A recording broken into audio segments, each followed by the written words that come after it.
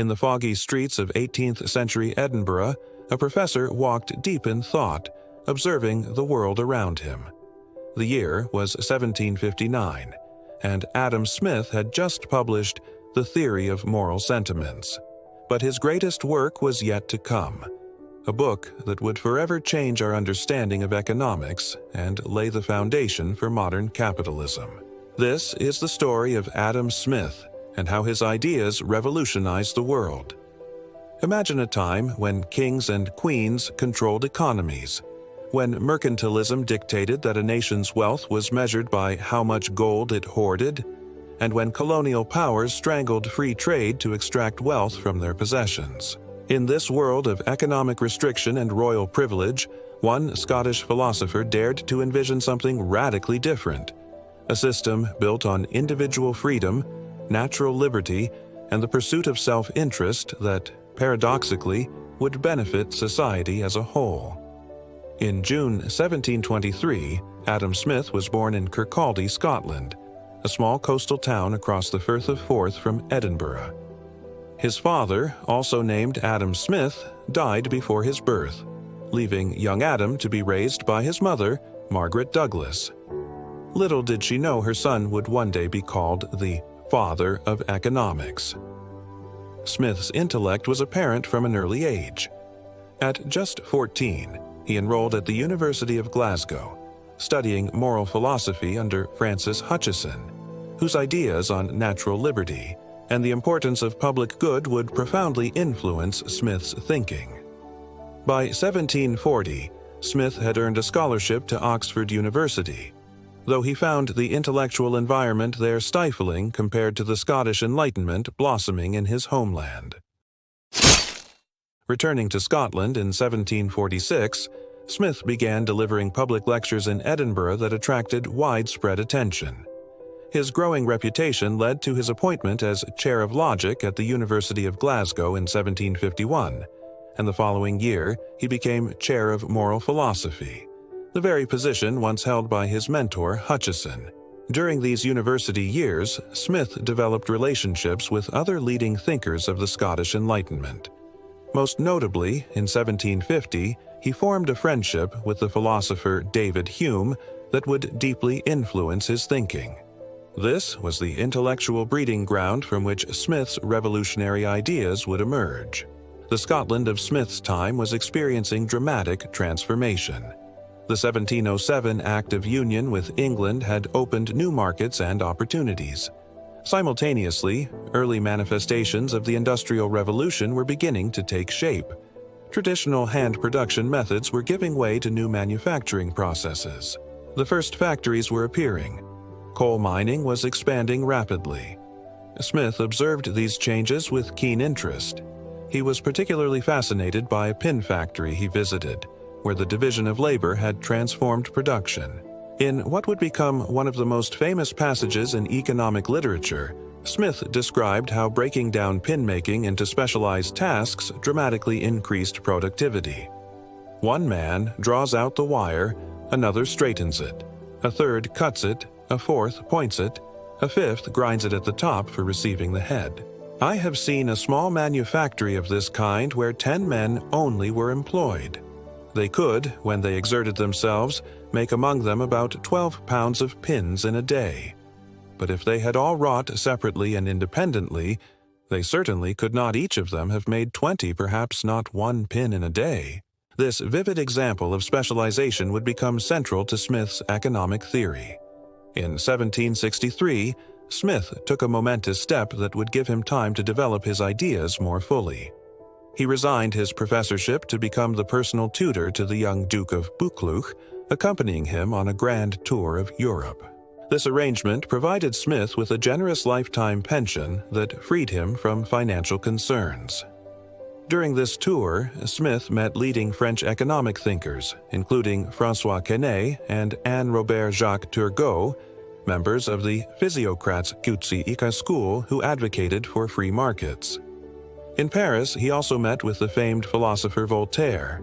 These encounters sharpened Smith's developing critique of mercantilism, the dominant economic system of his day.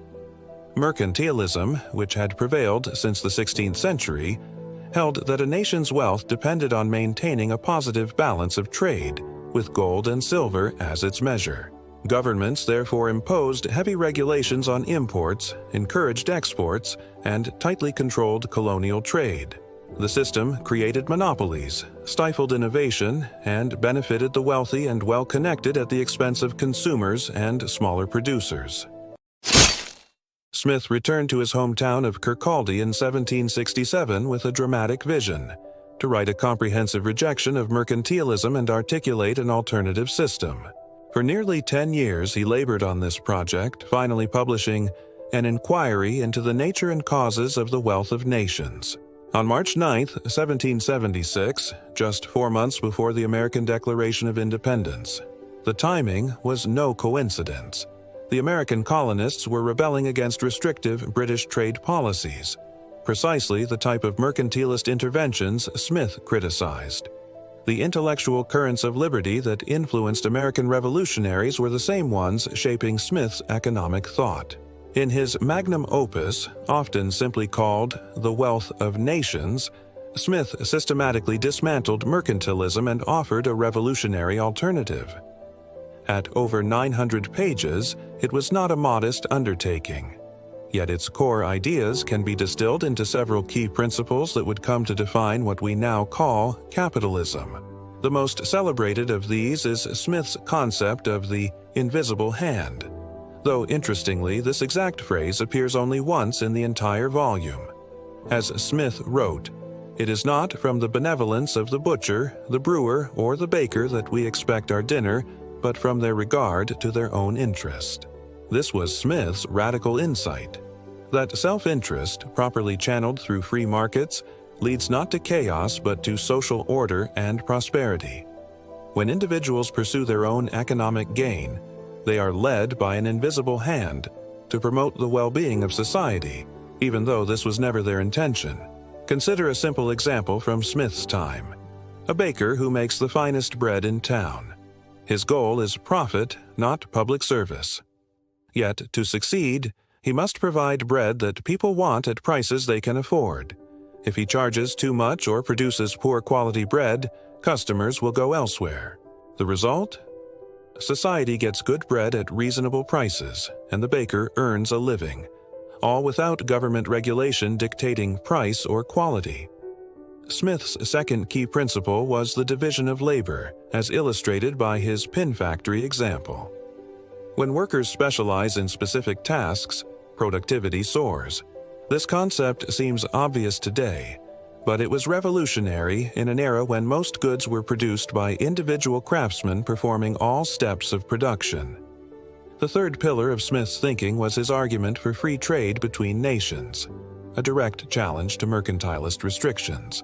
Smith demonstrated that when countries specialize in producing goods where they have an advantage and trade freely with others, all benefit. This absolute advantage theory would later be refined by David Ricardo into the theory of comparative advantage. But Smith laid the groundwork. Smith wrote, "If a foreign country can supply us with a commodity cheaper than we ourselves can make it, better buy it of them with some part of the produce of our own industry employed in a way in which we have some advantage."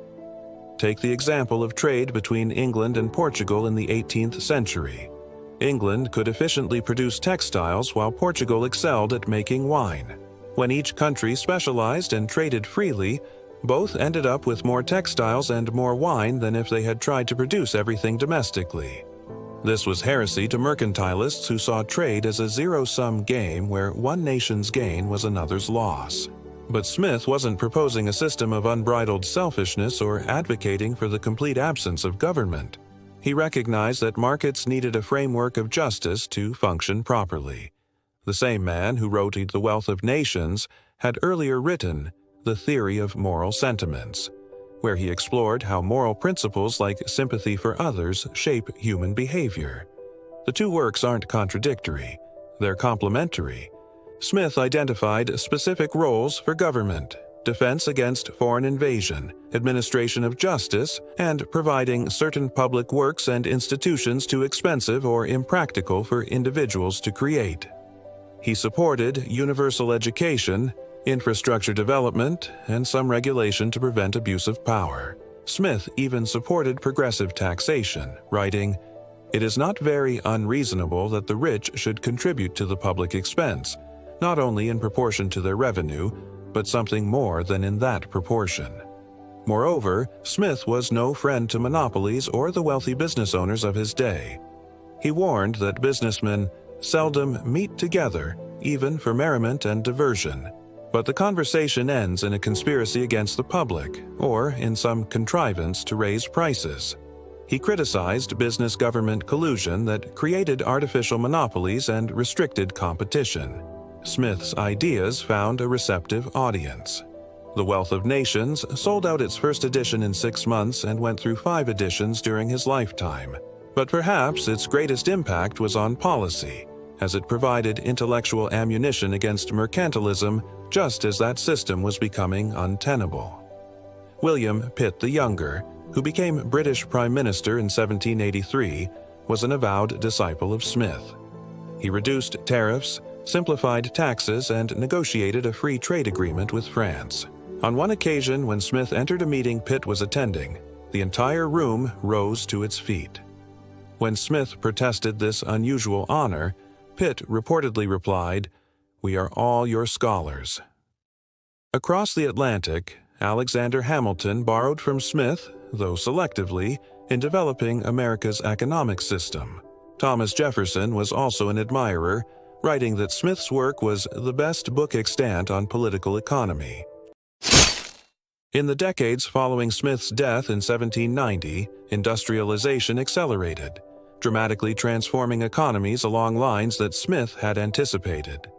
The Victorian era saw the rise of industrial capitalism, with all its tremendous productivity and troubling inequalities. Many of the tensions Smith had identified, between self-interest and social welfare, between free markets and necessary regulation, played out on an unprecedented scale. Not all of Smith's predictions came true. He believed, for instance, that business owners would generally invest in their home countries rather than abroad, a notion disproven by today's globalized economy. He didn't anticipate the full environmental consequences of industrial growth, and the tendency toward monopoly proved stronger than Smith expected, requiring more government intervention than he might have preferred. Critics have also pointed out the human costs of early industrial capitalism: harsh working conditions, child labor, enormous wealth disparities, as evidence of the system's flaws. Karl Marx, writing in the following century, acknowledged Smith's insights while arguing that capitalism contained internal contradictions that would ultimately lead to its collapse. Yet, through these debates and developments, Smith's core insights have shown remarkable staying power. His understanding of how markets coordinate economic activity through the price mechanism remains fundamental to economic theory. His defense of free trade has shaped international economic relations for centuries. His recognition that self-interest can promote social welfare, when properly channeled, constitutes one of the most counterintuitive yet powerful ideas in social science. Perhaps most importantly, Smith helped create a vocabulary and framework for thinking about economics as a distinct field of study. Before Smith, what we now call economics was an unsystematic collection of observations and policies. After Smith, it was a discipline with clear principles and methods of analysis. Adam Smith died on July 17, 1790, at the age of 67, in Edinburgh, the intellectual capital of Scotland where his ideas had first taken shape. In a fitting symbol of his impact, the year before his death, the French Revolution erupted, marking the beginning of the end for the system of royal privilege and mercantile restrictions that Smith had criticized throughout his career. 2 centuries later, when the Cold War ended and market economies triumphed over centrally planned alternatives, many observers saw it as the ultimate vindication of Smith's vision. Yet Smith himself might have cautioned against ideological oversimplification of his nuanced views. The man who warned against business conspiracies and advocated for public education was not the simple free market fundamentalist that some have made him out to be. Today, as we navigate the complexities of a global economy Smith could scarcely have imagined, with its multinational corporations, digital currencies, and artificial intelligence, his core insights continue to guide our thinking.